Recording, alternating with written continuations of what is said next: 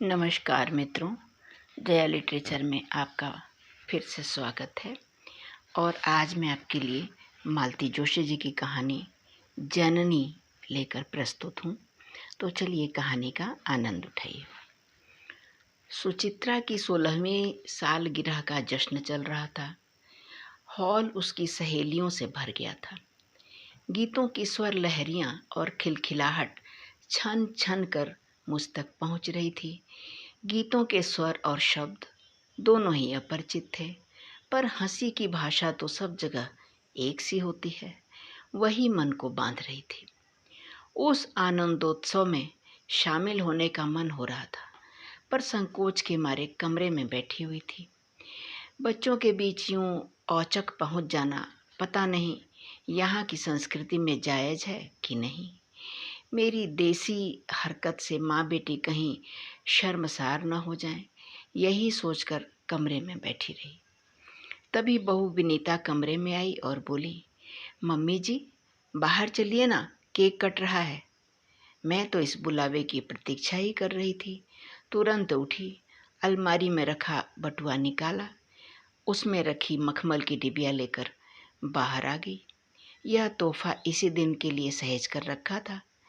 मेरे बाहर पहुंचते ही तालियों की गड़गड़ाहट के साथ केक काटा गया। सब लोगों ने मिलकर हैप्पी बर्थडे टू यू गाया और फिर एक दूसरे को केक खिलाने का सिलसिला शुरू हो गया। स्वीटी, दादी को प्रणाम करो, विनीता ने कहा तो सुचित्रा दौड़कर मेरे पास आई और झुककर मेरे पैर छू लिए। मैंने उसका माथा चूमकर आशीर्वाद दिया और वह मखमली डिबिया उसे पकड़ा दी। Oh how cute! डिबिया खोलते ही वह किलक पड़ी और वह बूंदे उसने सबको दिखाए। उसकी सहेलियां पास में सिमट आईं और वह उपहार देखने लगीं। उसने परिचय करवाया, माय ग्रैंड मदर। सबने हंसकर पलकें झपकाकर मेरा अभिवादन किया।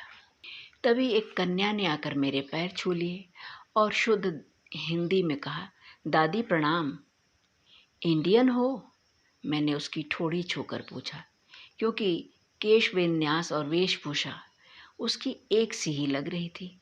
जी, मैं अमृता श्रीवास्तव कहते हुए उसे थोड़ी मशक्कत करनी पड़ी। मुझे हंसी आ गई तो वह भी हंसते हुए उसके गालों में गड्ढे पड़ रहे थे। मैंने कहा, अमृता ही काफ़ी है, बड़ा प्यारा नाम है और तुम्हारी ये डिम्पल भी बहुत प्यारे हैं। वह शर्मा गई। उसकी वह हंसी, वह डिम्पल्स, वह शर्माना मन में कुछ कौंध सा गया। पूछना चाहती थी कि इंडिया में कहाँ रहती हो, पर मौका ही नहीं मिला। उसी समय किसी गेम का ऐलान हुआ और वह दौड़कर सहेलियों में जा मिली। उसका चेहरा रात भर मुझे हॉन्ट करता रहा। शायद वह एकमात्र भारतीय चेहरा था इसलिए, या कि बहुत सुंदर था इसलिए, पता नहीं। सुबह सुबह मुझे इल्हाम हुआ। विनीता, चाय पीते हुए मैंने कहा, स्वीटी की उस भारतीय सहेली को देखकर मुझे रात भर नींद नहीं आई। वह चेहरा बेहद जाना पहचाना सा लग रहा था। सुबह याद आया कि वह मेरी सहेली के चेहरे से मिलता जुलता है। जरूर यह उसकी बेटी होगी। विनीता हंसने लगी। मम्मी जी, उसकी माँ आपकी सहेली कैसे हो सकती है? वह तो मेरी हम उम्र है। हाँ, उसकी दादी नानी आपकी सहेलियाँ हो सकती हैं। मैं बुरी तरह झेंप गई। बुढ़ापे में ऐसा ही तो होता है ना, मन बार बार पीछे की ओर ही दौड़ता है। वही वही बातें याद आती रहती हैं, पर बात आई गई हो गई। 10-12 दिन बाद की बात है। मैं अपने कमरे में बैठी हुई थी कि विनीता चहकती हुई कमरे में दाखिल हुई। मम्मी जी, आपसे मिलने कौन आया है देखिए। अमृता की मम्मी, और आपको इम्प्रेस करने के लिए देखिए कैसी ट्रेडिशनल बहू बनकर आई है। उसकी बात पूरी होने से पहले ही मैंने उसे देखा और धक से रह गई। उस दिन बिटिया में तो बस झलक देखी थी, यह तो साक्षात रेणुका मेरे सामने खड़ी थी। मैं अचरज से उबरती तब तक वह मेरे पैरों में झुक गई थी। मैंने उसे उठाया और अपने पास पलंग पर बिठा लिया। लाल चौड़े पॉड की कलकत्ता साड़ी, बड़ा सा जूड़ा, जूड़े में चांदी का बेड़ी फूल, माथे पर बड़ी सी बिंदी और हाथ भर चूड़ियाँ। बड़ी सुंदर लग रही हो। बेटा, नाम क्या है तुम्हारा? आशा। आशा पूर्णा। वाह, बड़ा प्यारा नाम है। आशा पूर्णा जी को पढ़ा है कभी? मम्मी पढ़ती थी, इसलिए यह नाम दिया है। एक और कारण है, 12 साल बाद ही सही, मेरे रूप में मम्मी की आशा पूर्ण जो हुई थी। मैं कुछ पूछती इससे पहले ही उसने कहा, मुझे तो पता ही नहीं था कि आप आई हुई हैं। उस दिन अमृता ने बताया। बहुत एक्साइटेड थी। दादी उसका वीक पॉइंट है। अपनी दादी से बहुत अटैच्ड है। वे लोग आते जाते रहते होंगे। बस एक बार आए थे। इतना लंबा सफ़र अब उन लोगों से होता नहीं है। सफ़र तो वाकई बहुत लंबा है, आदमी पस्त हो जाता है। जब भी आई हूँ बहुत हिम्मत जुटा कर आई हूँ, पर अब लगता है कि यही आखिरी ट्रिप होगी। इन लोगों से कह दिया है, जब भी मिलने का मन हो तुम लोग ही आ जाया करो। यह सफ़र अब मेरे बस का नहीं है। इसीलिए तो 1.5 साल में हम ही लोग एक चक्कर लगा लेते हैं। ससुराल कहाँ है तुम्हारी? बरेली, उत्तर प्रदेश। और पीहर? जमशेदपुर, बिहार। अब तो झारखंड हो गया है। तुम्हारी माँ का नाम क्या है? वह चौंकी पर जवाब दे दिया, जी प्रेमलता। और ननिहाल कहाँ है तुम्हारी? जी बरौनी, उत्तर प्रदेश। उसने जवाब देते हुए विनीता की ओर देखा। मैंने देखा विनीता अजीब निगाहों से मुझे घूर रही थी। फिर सहज भाव से बोली, आशा, बुरा मत मानना, तुम्हारी बिटिया में मम्मी जी को अपनी एक सहेली की झलक दिखाई दी, इसीलिए इतने सवाल पूछ रही हैं। मम्मी जी कहती हैं कि दुनिया में एक साथ 7 चेहरे एक जैसे होते हैं। जानती हूँ रे, पर आदत का क्या करूँ। कोई भी भारतीय चेहरा दिखाई देता है तो मैं रिश्ते तलाशना शुरू कर देती हूँ। आशा बिटिया, तुम मेरी बात को सीरियसली मत लेना। हम हिंदुस्तानियों का स्वभाव ही होता है। 4 घंटे का रेल का सफ़र होता है तब भी हम साथ वाले की 7 पुश्तों का इतिहास पूछ लेते हैं। बात वहीं ख़त्म हो गई। फिर हम लोग बैठकर बिहार, यूपी और मध्य प्रदेश की संस्कृति के बारे में बात करते रहे, त्योहारों की चर्चा करते रहे, लोकगीत खंगालते रहे, मुहावरों के अर्थ ढूंढते रहे। 2 घंटे कहाँ निकल गए पता ही नहीं चला। उसके बाद आशा से कई बार मुलाकात हुई, कभी मॉल में, कभी मंदिर में, कभी किसी पार्टी में। वह मुझसे आदर भाव से मिलती रही, मैं सामान्य भाव से बतियाती रही। फिर पुरानी बातों को दोहराने का मैंने पागलपन नहीं किया। मेरी वजह से घर वालों को संकोच हो, यह अच्छा नहीं लगता। मेरी अमेरिका यात्रा अपने आखिरी छोर पर आ पहुंची थी। बच्चों के बीच 4 महीने कैसे बीत गए पता ही नहीं चला। रहने को तो 2 महीने और भी रह सकती थी, पर ये 2 महीने मुझे कनाडा वाली बिटिया को भी देने थे। उसके बाद दोबारा मैं इतनी दूर नहीं आ सकती थी। वैसे भी मैंने तय कर लिया था कि यह मेरी अंतिम विदेश यात्रा है। दोबारा इतनी हिम्मत मैं जुटा नहीं पाऊंगी। बेटे ने मेरे लिए 2-3 हिंदी चैनल्स लगा दिए थे। दोपहर में देख लेती थी, अकेलापन नहीं खलता था। उस दिन ऐसे ही कोई सीरियल देख रही थी कि दरवाजे की घंटी बजी। यहाँ तो घंटी बजाकर कोई आता ही नहीं है। तीनों के पास अपनी चाबियाँ हैं। नौकर चाकरों का तो सवाल ही नहीं है। डाकिया भी डाक लेटर बॉक्स में डालकर चला जाता है। कोई ख़ास डिलीवरी होती तो ही बेल बजती थी। कुछ असमंजस में ही मैंने दरवाज़ा खोला और चकित रह गई। क्षण भर तो मैं उसे पहचान ही नहीं पाई। वह भी थोड़ी असहज हो आई। बोली, सॉरी आंटी, इन कपड़ों में आपके सामने आते बड़ा संकोच हो रहा था, पर घर चली जाती तो आलस आ जाता, इसीलिए ऑफिस से सीधे चली आई। अच्छा किया बेटा, और संकोच करने की ज़रूरत नहीं है। मुझे तो अब ये कपड़े देखने की आदत हो गई है, और सच कहूँ इन कपड़ों में भी तुम बहुत सुंदर लग रही हो। वह शर्मा गई। फिर दिल में एक घंटी सी बजी। ऑफिस से आई हो तो पहले एक एक कप चाय हो जाए, मैंने कहा। आंटी, चाय मैं बनाती हूँ। मैंने मना नहीं किया। बहू रानी की अति आधुनिक रसोई में कुछ भी बनाते मुझे डर लगता है। बस दोपहर की चाय भर बनाती हूँ मैं। चाय पीते हुए मैंने कहा, तुम्हारा ऑफिस जल्दी छूट जाता है क्या? विनीता का तो। आंटी, मैं हाफ डे लेकर आई हूँ। पता चला आप वापस जा रही हैं, सोचा मिल आऊँ। पता नहीं फिर कब मिलना हो। अच्छा किया बेटे, बहुत अच्छा किया। मुझे सचमुच बहुत अच्छा लग रहा था कि वह मेरे लिए इतना समय निकाल कर आई है। और बस इसके बाद हमारे बीच एक मौन पसर गया। कुछ देर मैं प्रतीक्षा करती रही। फिर मैंने पूछा, बड़ी चुप चुप हो, क्या बात है? हिम्मत जुटा रही हूँ आंटी, आपसे एक बात कहनी थी, पर आप किसी से कहिएगा नहीं, विनीता से भी नहीं। निश्चिंत रहो बेटा, वैसे ना कहना चाहो तो मुझसे भी मत कहो, कोई फ़र्क नहीं पड़ता। नहीं, आपसे तो कहना ही है, इसीलिए तो आई हूँ। फिर पता नहीं मौका मिले या ना मिले।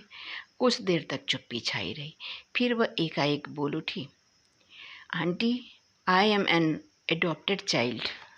मतलब? सब कुछ समझने के बावजूद मैंने अपना आश्चर्य छुपाने के लिए प्रश्न कर लिया। मुझे गोद ले लिया गया था। कब? मैं बहुत छोटी थी तब। तब तो तुम्हें कुछ याद नहीं होगा। हाँ, मुझे कुछ भी याद नहीं है, बस मम्मी पापा का प्यार दुलार ही याद है। मुझे उन्होंने राजकुमारियों की तरह पाला था। दुनिया की कोई ऐसी चीज़ नहीं थी जो मांगने पर मुझे नहीं मिलती। सच तो यह है कि मांगने की ज़रूरत नहीं थी, उससे पहले ही सब कुछ हाजिर हो जाता था। बड़ा ही सुखी संपन्न बचपन था मेरा। काश मैं कभी बड़ी ही ना होती। तुम्हें कब पता चला? यूँ तो मम्मी मुझे रिश्तेदारों से बचा कर ही रखती थी, फिर भी कभी न कभी सामना हो ही जाता था। तब उनकी खुसर फुसर से मैं बेचैन हो जाती थी। उनकी नज़रों का कौतूहल मुझे असहज कर देता था। मैं जब 12 साल की हो गई तो मेरी आया बाई ने कहा, मैडम, अब बेबी को छोड़कर मत जाया करो, ज़माना बहुत ख़राब है। रिश्ते की एक शादी में शिरकत ज़रूरी थी। मम्मी मजबूरन मुझे लेकर गईं। वहाँ उनकी एक दूर की बहन अरसे बाद उन्हें मिली। देखते ही बोली, प्रेमा, ये वही लड़की है ना? मम्मी जब तक उन्हें आंखों से बरसती, वे आधा वाक्य बोल चुकी थी। मम्मी का इशारा पाकर सुर बदल कर बोली, कितनी बड़ी हो गई है ना? मम्मी एकदम बिफर गई। तो बड़ी नहीं होगी क्या? 12 साल बाद मिलोगी तो बिटिया क्या उतनी सी ही बनी रहेगी? जानती हो, लड़कियां जल्दी बढ़ती हैं। वहाँ से लौटकर मैं एकदम गुमसुम हो गई थी। लोगों का अजीब निगाहों से घूरना और खुसर फुसर करना अब समझ में आ रहा था। अब समझ में आया कि मम्मी मुझे रिश्तेदारों से दूर क्यों रखती थी। 2-3 दिन तक मैं गुमसुम बनी रही। मैंने खाना छुआ तक नहीं। मम्मी पापा परेशान हो गए। मेरी एक ही जिद थी, मुझे सच बताया जाए। पापा बोले, तुम्हें एक दिन सच्चाई बतानी ही थी। हम सिर्फ ठीक समय का इंतज़ार कर रहे थे, तो चलो आज ही सही।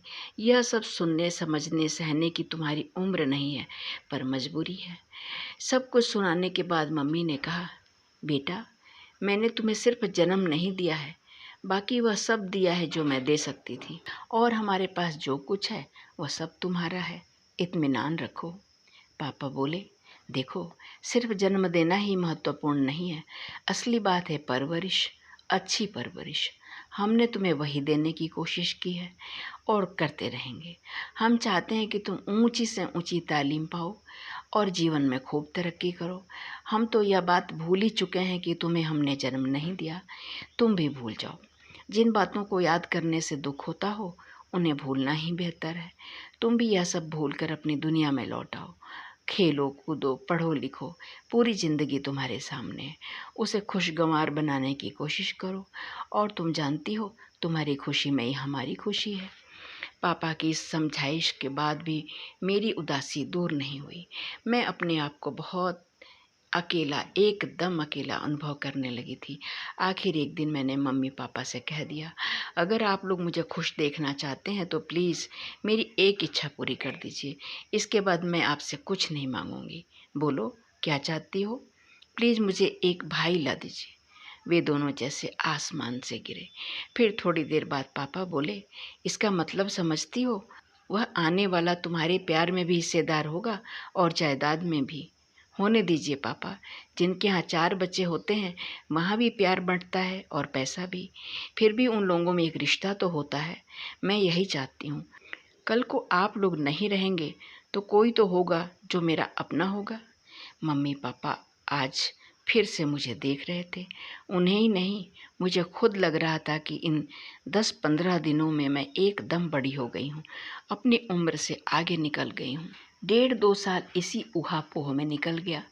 फिर उन्हें भी मेरी बात में तथ्य नजर आया होगा।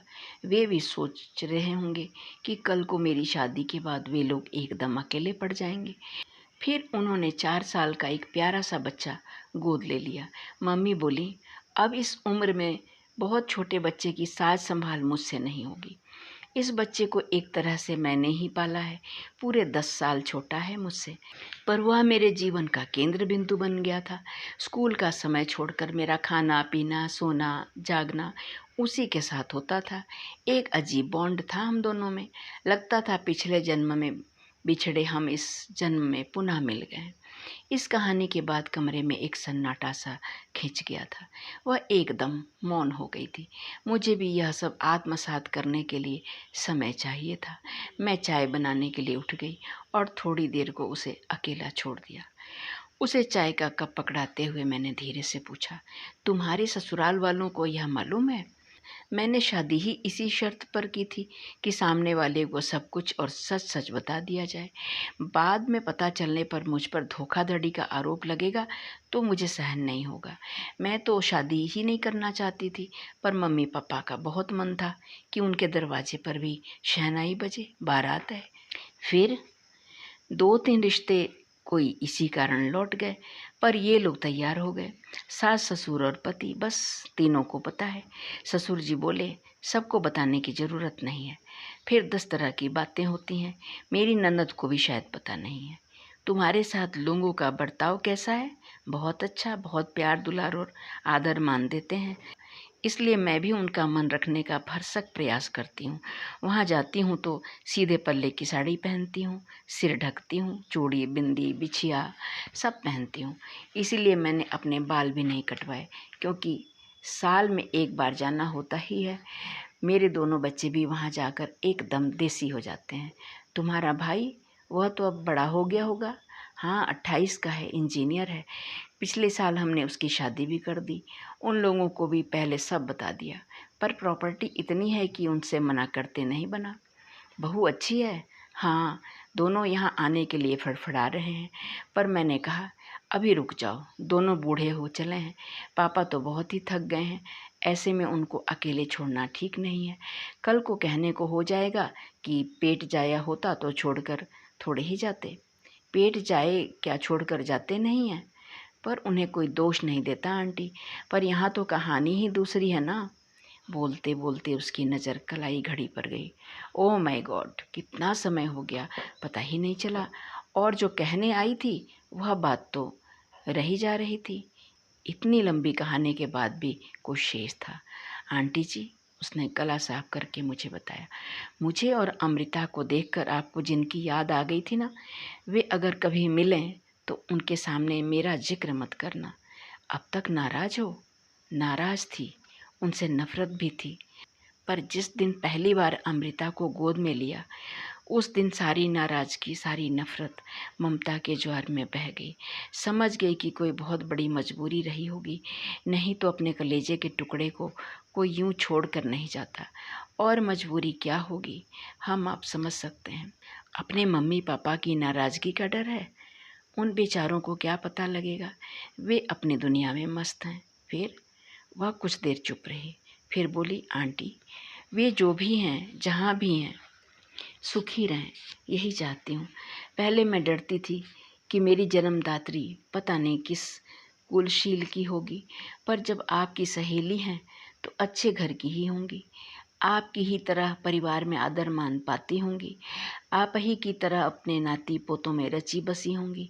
मेरे अस्तित्व की कल्पना मात्र से उनकी मानसिक शांति भंग हो जाएगी, उनके जीवन में भूचाल आ जाएगा। और अगर इस बात की भनक भी किसी को लग गई तो उनकी प्रतिष्ठा और प्रतिमा धूमिल हो जाएगी। संतान के रूप में कोई सुख तो नहीं दे सकती मैं, कम से कम उनके दुख का कारण तो ना बनूं। बहुत समझदार हो बेटा तुम। मैंने उठकर उसे गले से लगा लिया। वह रो पड़ी और रोती ही रही। मैंने उसे चुप कराने का प्रयास नहीं किया। जानती थी यह चिर संचित रुलाई है, बरसों से वह इसे छाती में दबाए बैठी है। और मुझे यह भी एहसास हो गया था कि वह जिससे लिपट कर रो रही है वह मैं नहीं हूँ, उसकी माँ है। अभी आप सुन रहे थे कहानी जननी। कहानी आपको कैसी लगी कृपया बताइएगा ज़रूर। मुझे आपके कमेंट्स की बड़ी बेसब्री से इंतज़ार रहता है। आपका दिन शुभ हो। बहुत बहुत धन्यवाद आपका पूरा वीडियो देखने के लिए। अगर आपको मेरी कहानी में कोई कमी हो तो वो भी ज़रूर बताइएगा, ताकि मैं अगले वीडियो में उसका परिष्कार कर सकूं। बहुत बहुत धन्यवाद आपका। नमस्कार।